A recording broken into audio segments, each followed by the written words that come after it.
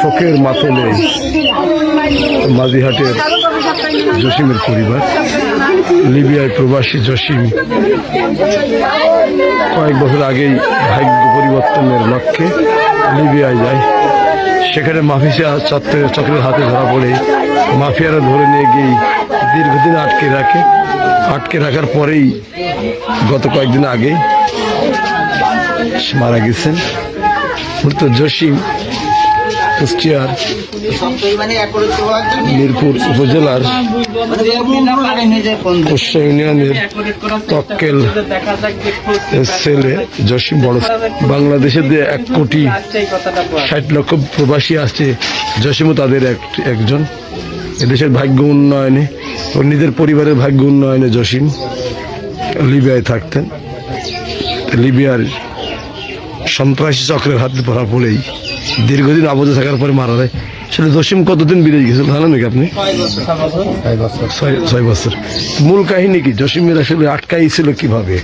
কাহিনী হলো শুক্রবারের দিন সকালবেলা একটা লিবি ফোন দিয়ে বলে যেরকম কাজ করবো আমি, আমার কাজ যাতেই মাইকে দিয়ে যায়। শুক্রবারের দিন দেখা যায় শনিবার দিন আমি টালি নিয়ে আসলে তুই রবিবার দিন কাজ করবি।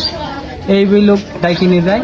বাড়ির তখন ফোনে কথাই হতেই ছিল। কথা হতে বাড়ির লোকজনকে বলে যে দেখ আমি একটু কাজটা মাইকে দিয়ে আসি। এই বই নিয়ে যায়। নিয়ে যাওয়ার পরে আর ওর কোনো হদিস নেই। পরের দিন সকালবেলা ফোন দিয়ে এখন বলে যে আমার লিবিরা ধরে নাইছে বিক্রি করে দিয়ে। এরপর থেকেই অত্যাচার, টাকা পয়সা চাই নাকি? তারপর থেকেই 25 লাখ টাকার দাবি। এক কথা 25 লাখ। আমরা গরিব মানুষ, এত টাকা তো আমার দেওয়া সম্ভব না। বুঝলো দা তোরা আস্তে আস্তে দিতে থাকে। এই পর্যায়ক্রমে করতে 1.5 মাসের মাথায় আমরা 3 লাখ টাকা আদারপুর দিয়ে আসলাম। তারপরে কোনো খোঁজ পাওয়া যায়? খোঁজ গত শুক্রবারেও কথা হয়েছে। মারা যাওয়ার সংবাদটা কবে পাইছো? গত রাত্রে।